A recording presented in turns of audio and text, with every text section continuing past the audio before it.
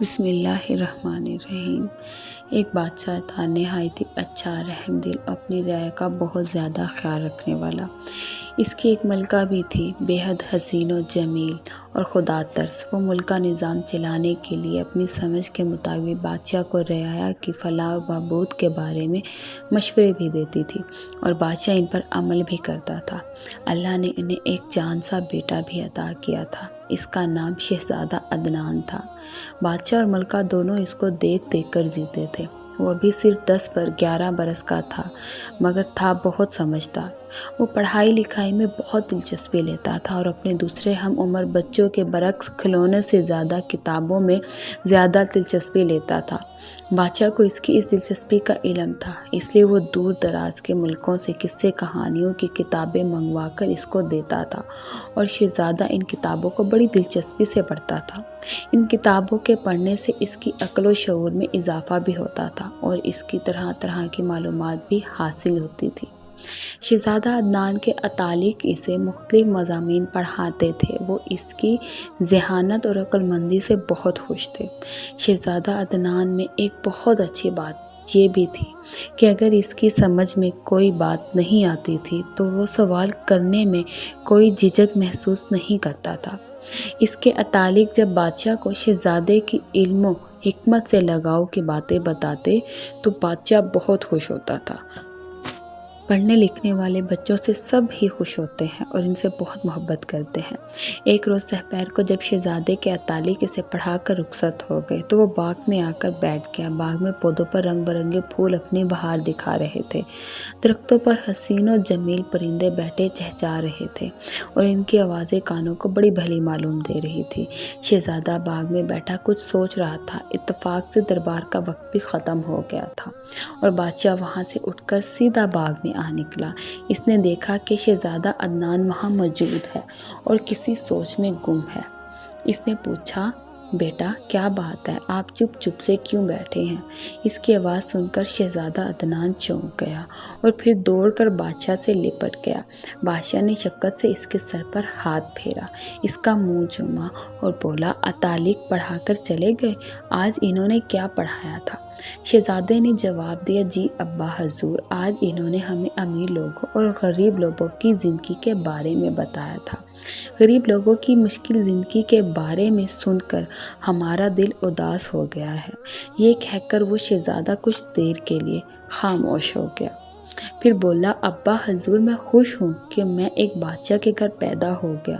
مجھے ہر طرح کا عیش و آرام میسر ہے۔ میں جو خواہش بھی کرتا ہوں پوری ہو جاتی ہے۔ اس کی باتیں سن کر بادشاہ کو بڑا اطمینان ہو گیا کہ شہزادہ اپنی اس زندگی سے خوش ہے۔ اس نے کہا، بیٹا ان نعمتوں پر اللہ کا شکر ادا کرنا چاہیے۔ آؤ اب چلتے ہیں محل میں، آپ کی امی انتظار کر رہی ہوں گی۔ شہزادہ بادشاہ کے ساتھ چل پڑا، مگر وہ بدستور کسی سوچ میں گم تھا۔ چلتے چلتے اس نے بادشاہ سے کہا، ابا حضور، میں یہ بھی سوچ رہا ہوں کہ دوسرے بچوں کی طرح میں کسی غریب آدمی گھر میں کیوں پیدا نہیں ہوا۔ اس عجیب سے سوال پر بادشاہ کو بڑی حیرت ہوئی اور اس کی سمجھ میں نہیں آیا کہ وہ اس کا کیا جواب دے۔ شہزادے کو اس لیے وہ خاموش ہی رہا۔ اسے خاموش دیکھ کر شہزادے نے پھر کہا، ابا حضور، استاد محترم نے بھی میرے اس سوال کا کوئی جواب نہیں دیا تھا اور بات بدل دی تھی۔ آپ بہت اچھے ہیں، میری تعلیم و تربیت کے لیے نہایت قابل اور ذہین اتالق مقرر کیے ہیں جو مجھے محل میں آ کر مختلف علوم کے بارے میں پڑھاتے ہیں۔ میں کسی بھی خواہش کروں پوری کی جاتی ہے۔ میں کہیں باہر جاؤں تو میری حفاظت کے لیے بہت سے سپاہی میرے ساتھ ہوتے ہیں۔ میں سوچتا ہوں دوسرے بچوں کے ساتھ ایسا کیوں نہیں ہوتا؟ مجھ میں کیا خاص بات ہے جو ان تمام بچوں میں نہیں؟ بادشاہ لاجواب سا ہو گیا تھا۔ شہزادے کی باتوں نے اسے فکر مند بھی کر دیا تھا۔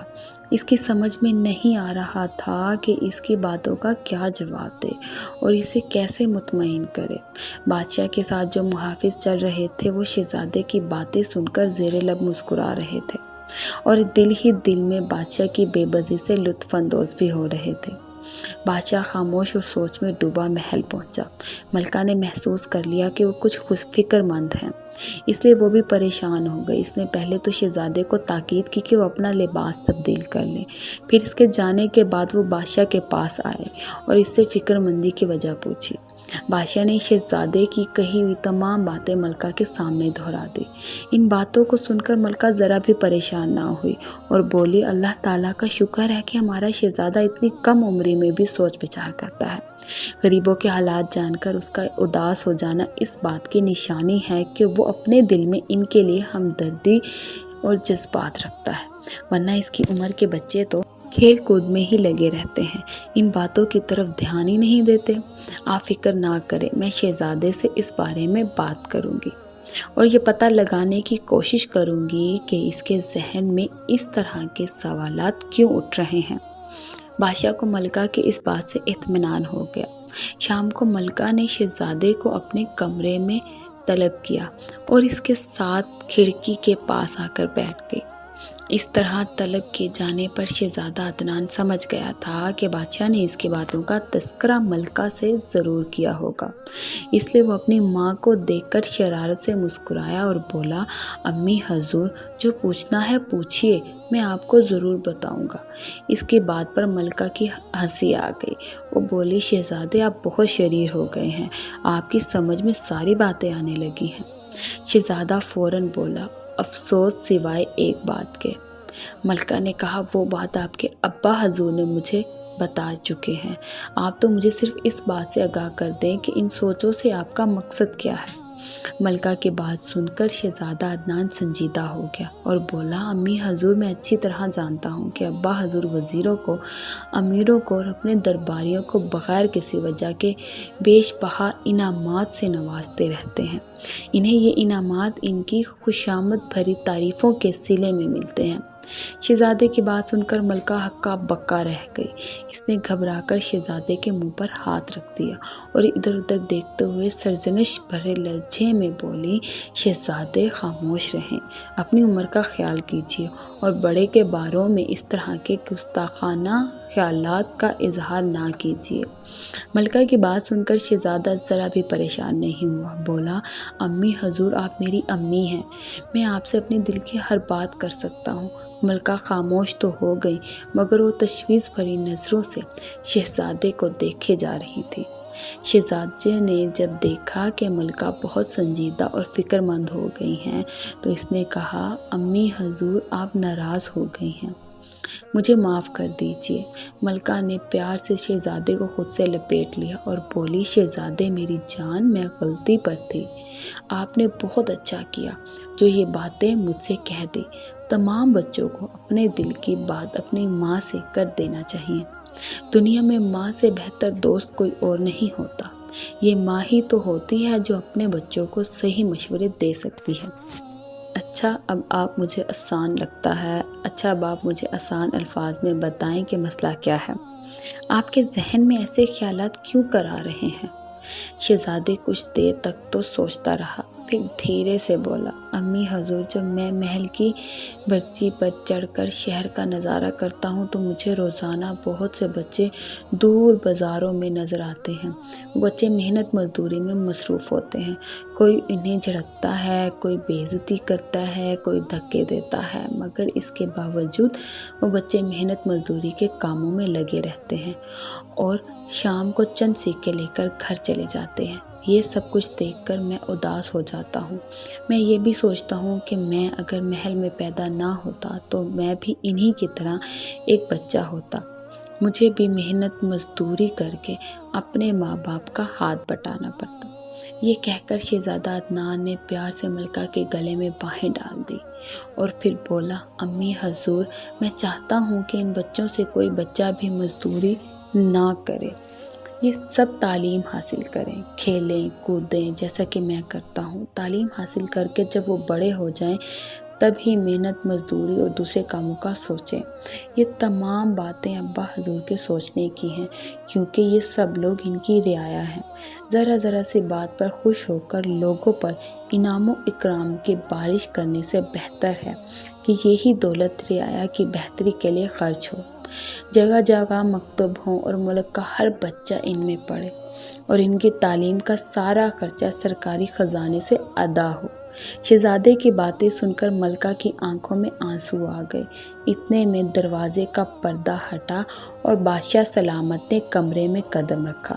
اس نے ملکہ اور شہزادے کی تمام باتیں سن لی تھی۔ اسے دیکھ کر شہزادہ ادب سے کھڑا ہو گیا۔ بادشاہ نے قریب آ کر شہزادے کو گلے سے لگا لیا اور کہا، بیٹا، آج تم نے ہماری آنکھیں کھول دی ہیں۔ ہمیں احساس ہو گیا ہے کہ ہم نے بچوں کی تعلیم اور ان سے مزدوری کروانے جیسے اہم مسئلے کی طرف ذرا بھی دھیان نہیں دیا تھا، اور نہ ہی ہمارے کسی نالائق وزیر نے کبھی ہماری توجہ اس طرف دلوائی تھی۔ یہ ہماری بہت بڑی غلطی تھی۔ ہم چاہتے تو اس سلسلے میں بہت کچھ کر سکتے تھے۔ اس کے بعد بادشاہ اپنے وزیروں کے ساتھ سر جوڑ کر بیٹھ گئے۔ مسلسل کئی دنوں کی سوچ بچار اور صلاح و مشوروں کے بعد اس نے ملک بھر میں جگہ جگہ مکتب بنوائے، ان میں پڑھے لکھے بہترین اطالق مقرر کیے۔ اس کے بعد ملک بھر میں منادی کرا دی گئی کہ آج کے بعد کوئی بھی بچہ مزدوری نہیں کرے گا۔ لڑکی ہو یا لڑکا، تعلیم حاصل کرنا سب پر لازم ہوگا۔ جو والدین اپنے بچے کو مکتبوں میں داخل نہیں کروائیں گے، انہیں بادشاہ کے سپاہی گرفتار کر کے جیل میں ڈال دیں گے۔ جو والدین اپنے بچوں کو ان سرکاری مکتبوں میں پڑھنے کے لیے بھیجیں گے، انہیں فی بچہ ایک اشرفی ماہانہ وظیفہ ملے گا۔ سارے ہی ماں باپ چاہتے ہیں کہ ان کی اولاد زیور تعلیم سے آراستہ ہو۔ اس اعلان نے سارے ملک میں خوشی کی ایک لہر دوڑا دی تھی۔ لوگ جوگ در جوگ اپنے بچوں کو تعلیم حاصل کرنے کے لیے ان مکتبوں میں بھیجنے لگے۔ وہ لوگ جھولی پھیلا پھیلا کر اپنے بادشاہ کو دعائیں دیتے تھے، کیونکہ اب ان کے بچے بازار میں مزدوری نہیں کرنے جاتے تھے، وہ اب تعلیم حاصل کرنے لگے تھے۔ ایک روز ملکہ شہزادے کے محل کی پرچی پر چڑھی شہر کا نظارہ کر رہی تھی کہ ان کی نظر شہزادہ عدنان پر پڑی، جو بہت خوش نظر آ رہے تھے۔ اس نے ملکہ کو اپنی طرف متوجہ دیکھا تو بولا، امی حضور دیکھیے، شہر کے بازاروں میں اب ایک بھی بچہ مزدوری کرتا نظر نہیں آ رہا۔ اس کی بات سن کر ملکہ بھی مسکرانے لگی۔ تھوڑے ہی دنوں بعد اس تبدیلی کے آثار نظر آنے لگے۔ سچ ہے، تعلیم ہی انسان کو حقیقی معنوں میں انسان بناتی ہے۔ بادشاہ کے ملک میں بھی ایسا ہی ہوا۔ جب سب بچے تعلیم سے فراغت کے بعد عملی زندگی میں داخل ہوئے تو انہوں نے جو پیسہ بھی اپنایا، اس میں اپنی تعلیم کی وجہ سے خوب کامیابی حاصل کی۔ اس آس پاس کے حکومتوں کے لوگ اس بادشاہ کے ملک کی ترقی اور اچھی حالت دیکھ کر اس کی مثالیں دیا کرتے تھے۔ انہیں کیا پتہ تھا کہ اس تبدیلی کے پیچھے نیک دل شہزادہ عدنان کا ہاتھ تھا۔ سبحان اللہ، ماشاءاللہ۔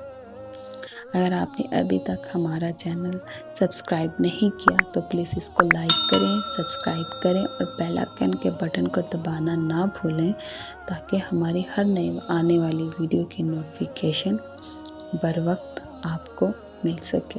شکریہ۔